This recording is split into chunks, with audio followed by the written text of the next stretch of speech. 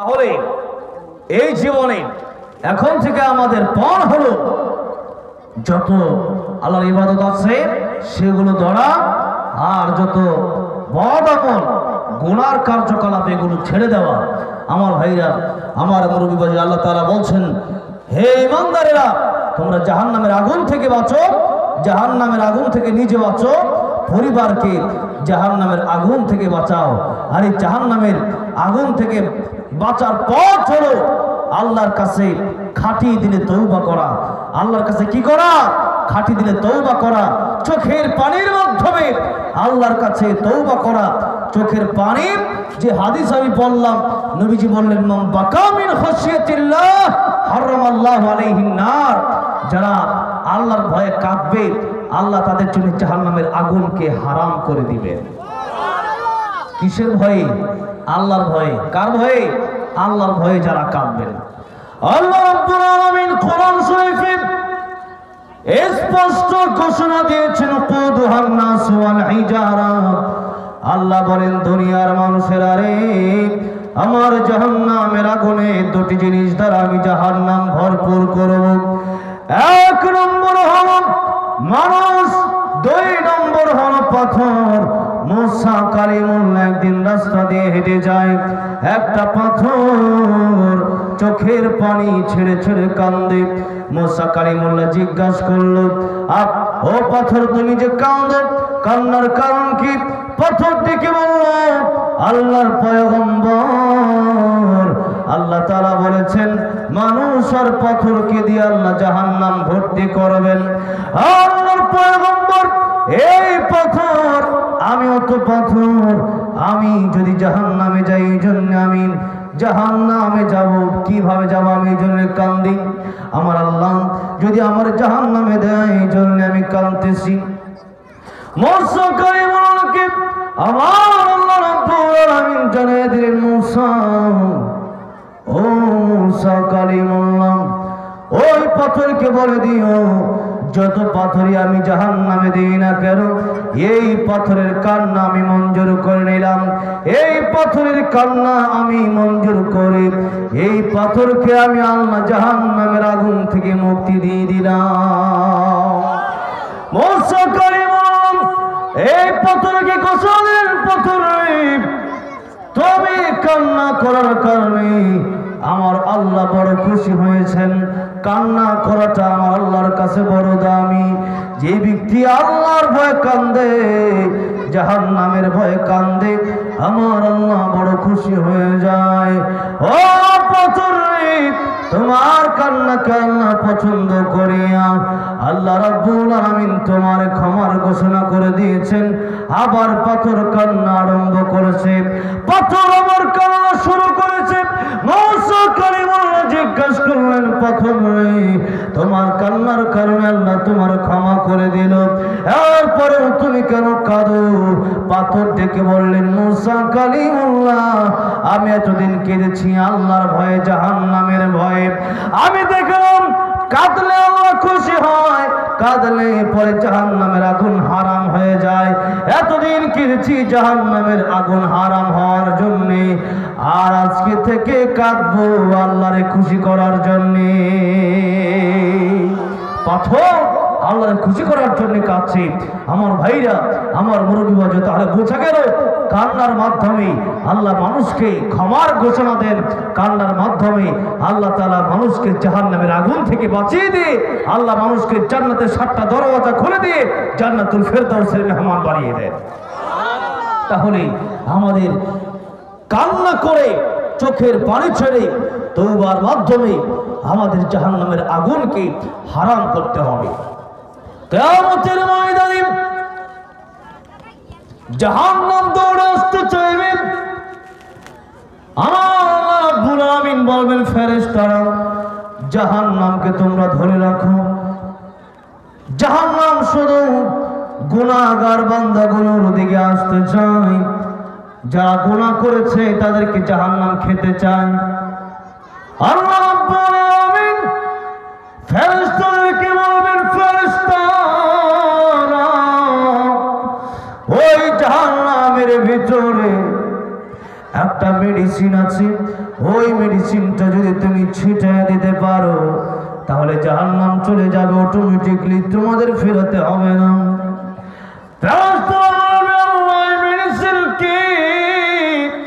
আল্লাহ রাব্বুল আলামিন এক কোটা পানি তাদেরকে দিবেন, এক কোটা পানি, এক কোটা পানি দিলে পরে ফেরেশতারা সেই পানি একটু ছিটিয়ে দেওয়ার সাথে সাথে জাহান্নাম অনেক দূরে চলে যাবে। জিজ্ঞাসা করবে আল্লাহ এটা কিসের পানি?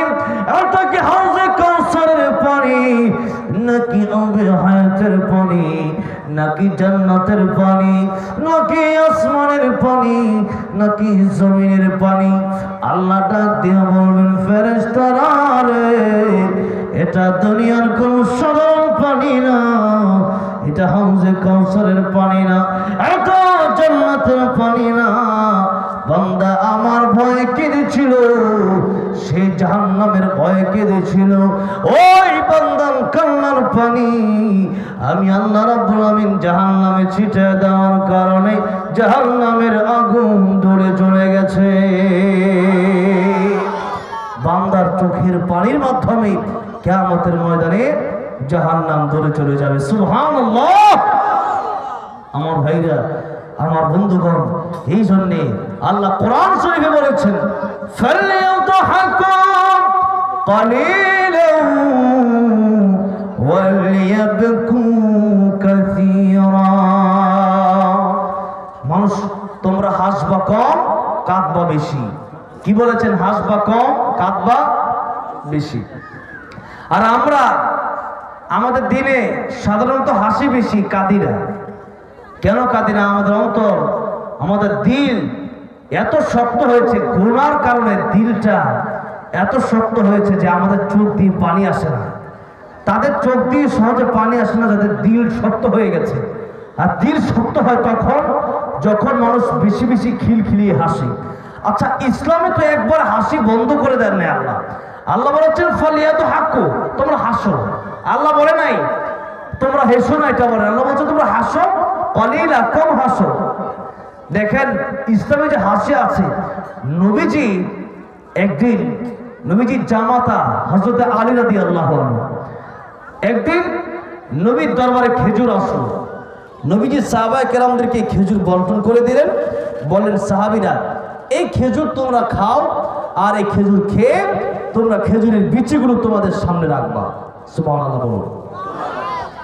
সাহাবায়ে কেরাম খেজুর খাচ্ছে আর খেজুরের বিচিগুলো সামনে সামনে রাখছে।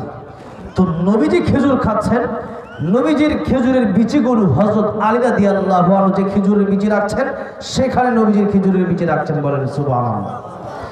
খাওয়া দাওয়া শেষ, আল্লাহ নবী রাহমাতুল লিল আলামিন বললেন কে কেমন খেয়েছে তার খেজুরের বিচি দেখে বোঝা যাবে। সুবহানাল্লাহ বলুন। এখন নবীজি যে খেয়েছিলেন খেজুর, নবীজির খেজুরের বিচি কি নবীজির সামনে আছে? আছে? নাই। নবীজির খেজুরের বিচিগুলো তো হযরত আলীর সামনে। হযরত আলী রাদিয়াল্লাহু আনহুর সামনে ডবল বিচি। এখন আলী রাদিয়াল্লাহু আনহু তিনার দিকে সবার নজরটা চলে গেছে। কেন? যে আলী রাদিয়াল্লাহু আনহুর সামনে এত খেজুরের বিচি যে আমাদের কারো সামনে এত খেজুরের বিচি নাই। কারণ হযরত আলী রাদিয়াল্লাহু আনহুর সামনে তো দুজনের খেজুরের বিচি, একজন হলেন শ্বশুর আর একজন হলেন জামাই। হযরত আলী রাদিয়াল্লাহু আনহু পৃথিবীর শ্রেষ্ঠ শ্বশুর আর পৃথিবীর শ্রেষ্ঠ জামাই আর পৃথিবীর শ্রেষ্ঠ শ্বশুর রাহমাতুল লিল আলামিন মুহাম্মদুর রাসূলুল্লাহ সাল্লাল্লাহু আলাইহি সাল্লাম। তো শ্রেষ্ঠ শ্বশুর আর শ্রেষ্ঠ জামাতার ভিতরে হাসির কথোপকথন হচ্ছে, তারা হাসছে। আমাদের নবীজিও খুশি। আলী রাদিয়াল্লাহু আনহু বুঝতেছেন যে নবীজি আমাকে এটা মজাক করে, এটা আমাকে আনন্দ, সাহাবায়ে কেরামদেরকে আনন্দ দেওয়ার জন্য বললেন, খেজুরের বিচিগুলো আমাদের সবার সামনে রাখলেন। এখন আলী রাদিয়াল্লাহু আনহু তিনার বুদ্ধি কম ছিল না বেশি ছিল? আর নবীজি যার ব্যাপারে বলেছেন আনা মাদিনাতুল ইলমি ওয়া আলিয়ুন বাবুহা, আমি তো মদিনা, আমি তো ইলমের শহর, আর এই ইলমের শহরের দরওয়াজা হলো হযরত আলী। বলেন সুবহানাল্লাহ। সেই আলী রাদিয়াল্লাহু আনহু ব্রেন কত, সেই আলী রাদিয়াল্লাহু আনহু বুদ্ধি কত, বুঝেন না?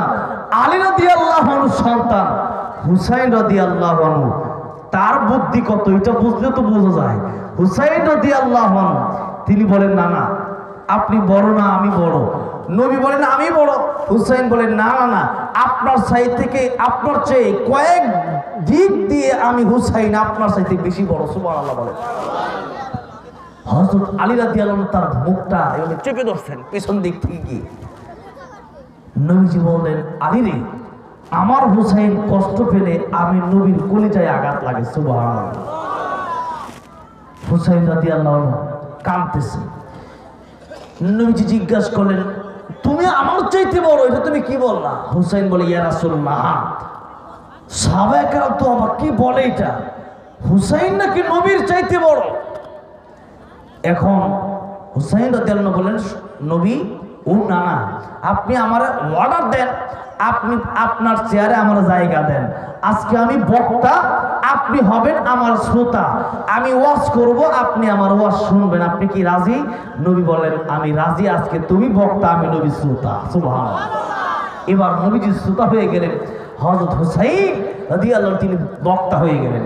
হুসাইন রাদিয়াল্লাহু আনহু তিনি বললেন না না সাহাবায়ে কেরাম যেন আমার ডিস্টার্ব না দেয় আমি এখন ওয়াজ শুরু করতেছি। আমার ওয়াজের শুরুতেই আমি আপনার জিজ্ঞাসা করতে চাই আপনার বাবার নাম কি? নবীজি বললেন আমার বাবার নাম আব্দুল্লাহ। হুসাইন বললেন এতটুকুই তো? নবীজি বললেন হ্যাঁ আমার বাবার নাম আব্দুল্লাহ। ইয়া রাসূলুল্লাহ ইয়া হাবিবাল্লাহ ওর না আপনার বাবার নামে কি জান্নাতের কোনো টিকিট আল্লাহ দুনিয়াতে দিয়েছিলেন? নবীজি বলেন না দুনিয়াতে থাকা অবস্থায় আমার বাবাকে আল্লাহ জান্নাতের টিকিট দেয় নাই। আল্লাহ পাকের রহমতে আমার বাবা জান্নাতে যেতে পারে। সুতরাং দুনিয়া থাকাকালীন অবস্থায় জান্নাতের সার্টিফিকেট আল্লাহ আমার বাবাকে দেয় নাই। এখন হুসাইন রাদিয়াল্লাহু আনহু বলছেন আপনি কি আমার বাবাকে চেনেন? সুবহানাল্লাহ বলে। আচ্ছা নবীজি কি চেনে না হুসাইনের বাবাকে? চেনে। এরপরে জিজ্ঞাসা করতে দেখেন নবীজি বললেন কে তোমার বাবা? হযরত হুসাইন বলছে আমার বাবা তো সেই বাবা যেই বাবা আসাদুল্লাহিল গালিব যারা আল্লাহ দুনিয়াতে কাফেরদের জন্য বাঘ কাফেরদের জন্য সিংহ বানায় পাঠাইছে। আমার বাবা সেই বাবা আল্লাহ যারে আল্লাহ নবী যারে দুনিয়াতেই জান্নাতের সার্টিফিকেট দিয়েছেন। কোন সুবহানাল্লাহ। আমার বাবা শেরে খোদা বিশ্ব নবীর রহমাতুল্লিল আলামিনের মেয়ে জান্নাতি যুবতীদের সরদারনি ফাতেমা রাদিয়াল্লাহু আনহা তার সম্মানিত স্বামী হযরতে আলী রাদিয়াল্লাহু আনহু আমার বাবা। বলেন তো আপনার বাবার দাম বেশি না আমার বাবা? নবী বললেন বাবা তোমার বাবাই দাম তোমার বাবার দামই বেশি। বলেন সুবহানাল্লাহ। হুসাইন রাদিয়াল্লাহু আনহু বললেন নানাজি এবং আপনি বলুন আপনার মায়ের নাম কি? আমার নবীজি বললেন হুসাইন রে আমার মায়ের নাম হলো আমিনা। ও নানা গো আমার মাকে কি আপনি চিনেন? আমার নবীজি বললেন তোমার মাকে? নবীজির মেয়ের কথা নবীরে জিজ্ঞাসা। সুবহানাল্লাহ বলে। তোমার মা হুসাইন রাদিয়াল্লাহু আনহু বলছেন ও নানা নানা গো আপনাদের এই সমস্ত মাইক আমাদের বাংলাদেশে নেই আর কি মানে এই স্টাইলগুলো তা একটু আনকমন তো তাই একটু আমার বারবার একটু মাইক টানাটানি করা সমস্যা নেই ঠিক আছে এখন আমি ঠিক করে নিলাম। হুসাইন বলতেছে না না আপনার মায়ের নাম আমিনা এতটুকুই তো। আর আমার মা সাইয়্যিদাতুন নিসাই আহলিল জান্নাহ। এই পৃথিবীতে যত নারী হবে জান্নাতি সমস্ত নারী বৃদ্ধা কোনো নারী তো জান্নাতে যাবে না বৃদ্ধ কোনো পুরুষ তো জান্নাতে যাবে না সবাইকে আল্লাহ যুবক যুবতী বানায় জান্নাতে নিবে। সুবহানাল্লাহ। সুতরাং ফাতিমা তো সাইয়্যিদাতুন নিসাই আহলিল জান্নাহ সমস্ত যুবতী নারীদের সরদারনি হবে হযরতে ফাতেমা। বলেন সুবহানাল্লাহ। আর আমরা দুই ভাই আল হাসান ওয়াল হুসাইন সাইয়্যিদা শাবাবি আহলিল জান্নাহ। নানা জান আমি হুসাইন আমার ভাই হাসান আমরা দুইজন হব জান্নাতি যুবকদের সরদার। আমার মা হবে জান্নাতি যুবতীদের সরদারনি। ফাতেমা রাদিয়াল্লাহু আনহা বিশ্ব নবী রাহমাতুল লিল আলামিনের কলিজার টুকরা মেয়ে তিনি আমার মা, আপনার মায়ের দাম বেশি না আমার মায়ের দাম বেশি? নবী বললেন তোমার মায়ের দাম বেশি। বলেন সুবহানাল্লাহ। মা ফাতেমার নয়নে মনি হযরত আলীর জান, মা ফাতেমার নয়ন মনি হযরত আলীর জান। ইমাম হোসেন শহীদ হলেন কারবালার ময়দান, ইমাম হোসেন শহীদ হলেন কারবালার ময়দান। দয়ালে নবীর জবানে কারবালার বয়ানে, দয়ালে নবীর জবানে কারবালার বয়ানে আওলাদে রাসূল শহীদ হবেন হাদিস প্রমাণ। ইমাম হোসেন শহীদ হলেন কারবালার ময়দান, ইমাম হোসেন শহীদ হলেন কারবালার ময়দান। মা ফাতেমার নয়ন মনি হযরত আলীর জান, মা ফাতেমার নয়ন মনি হযরত আলীর জান। ইমাম হোসেন শহীদ হলেন কারবালার ময়দান, ইমাম হোসেন শহীদ হলেন কারবালার ময়দান। জোরে বলেন সুবহানাল্লাহ। আমার ভাইরা, আমার মুরব্বি মুজরা, এবার হুসাইন ডাক দিয়া বলতেছেন ইয়া রাসূলুল্লাহ, ইয়া হাবিবাল্লাহ, নানা গো আপনার মায়ের চাইতে আমার মায়ের দাম বেশি। এবার আপনি তৃতীয় প্রশ্নের জবাব আমি হোসেনকে দেবেন। ইয়া রাসূলুল্লাহ বলুন তো আপনার নানির নাম কি? আমার নবীজি বললেন হোসেন, আমার নানির নাম হলো বাররাম। হোসেন ডাক দিয়া বলে ইয়া রাসূলুল্লাহ, ইয়া হাবিবাল্লাহ, ওগো নানা জান আমার নানিকে কি আপনি চিনেন? আমার নানি তো সেই নানি যেই নানিকে মহান আল্লাহ রাব্বুল আলামিন সালাম জানাইছে। আমার হযরতে খাদিজাতুল কুবরা রাদিয়াল্লাহু আনহা, যে পৃথিবীর যত মুসলমান আছে সমস্ত মুসলমানের ভিতরে প্রথম মুসলিম হলো আমার নানি হযরতে খাদিজাতুল কুবরা রাদিয়াল্লাহু আনহা। আল্লাহর নবী যখন নবী হলেন হযরতে খাদিজাকে বললেন, খাদিজা রে তুমি আমার স্ত্রী, আমি নবী হয়েছি, তুমি পড়বা লা ইলাহা ইল্লাল্লাহ, লা ইলাহা ইল্লাল্লাহ। হযরতে খাদিজাতুল কুবরা রাদিয়াল্লাহু আনহা পড়ে নিলেন সাথে সাথে লা ইলাহা ইল্লাল্লাহ মুহাম্মাদুর রাসূলুল্লাহ সাল্লাল্লাহু আলাইহি ওয়াসাল্লাম। কালিমার মানা মোরা গলায় পড়িব, কালিমার মানা মোরা গলায় পড়িব, কালিমার মালা পড়ে নবীজির সাথী হব, কালিমার মালা মোরা গলায় পড়িব। বলেন কালিমার মালা মোরা গলায় পড়িব, কালিমার মালা মোরা গলায় পড়িব। আল্লাহর নবী বিশ্বনবী রাহমাতুল লিল আলামিন দিনের দাওয়াত পৃথিবীর মানুষকে দিলেন। সর্বপ্রথম দিয়েছিলেন হযরতে খাদিজাকে। কাকে দিয়েছিলেন? যেমন কাকে দিয়েছিলেন? হযরতে খাদিজাতুল কুবরা রাদিয়াল্লাহু আনহাকে দিয়েছিলেন।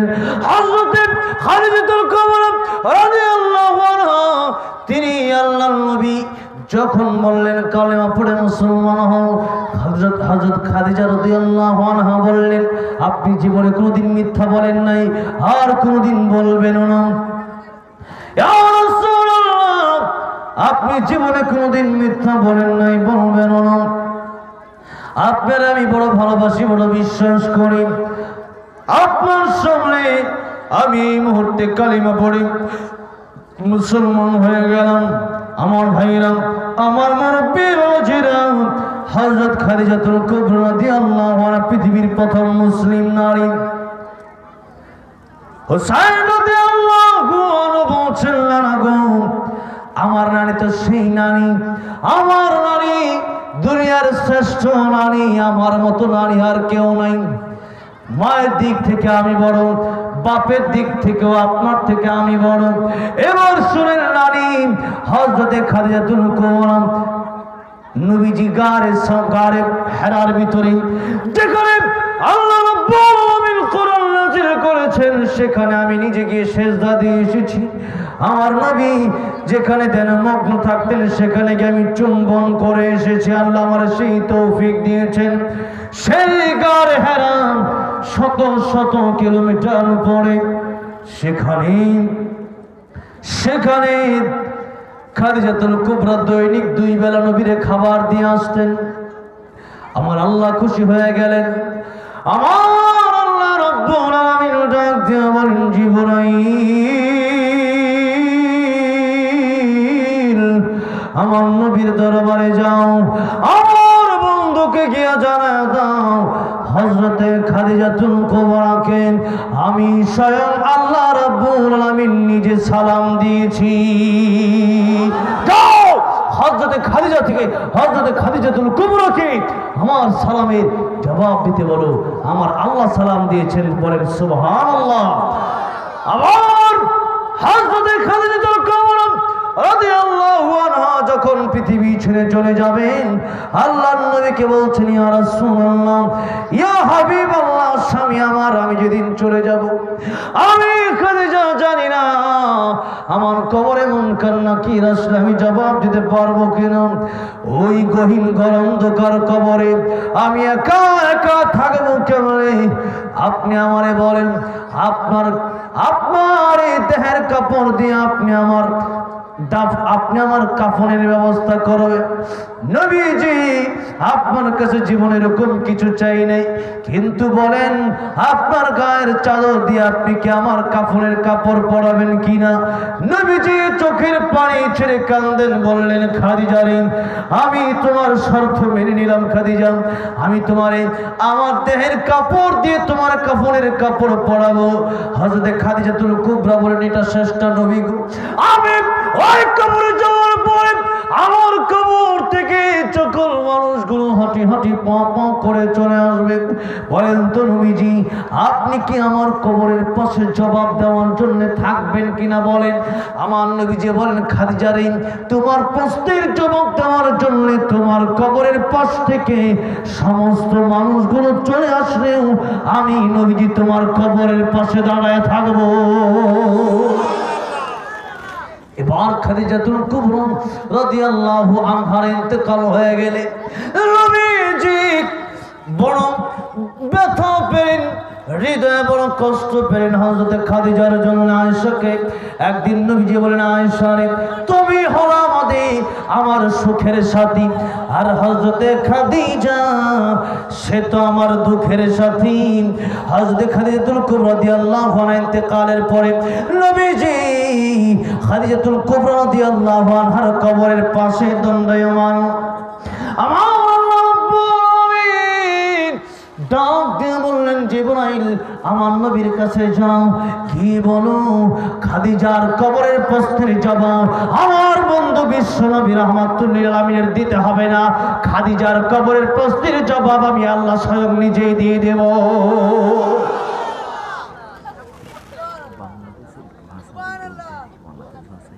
এটা কি ভাষা বলতেছি? আমি তো এটা বাংলাদেশের ভাষা। আরো আছে নাকি? ঠিক আছে না? ঠিক আছে, একটা পর্যন্ত না, দুটো তো আমি 1 ঘন্টা এত আমি করবো, 1 ঘন্টা আলোচনা করবো। আমার ভাইরা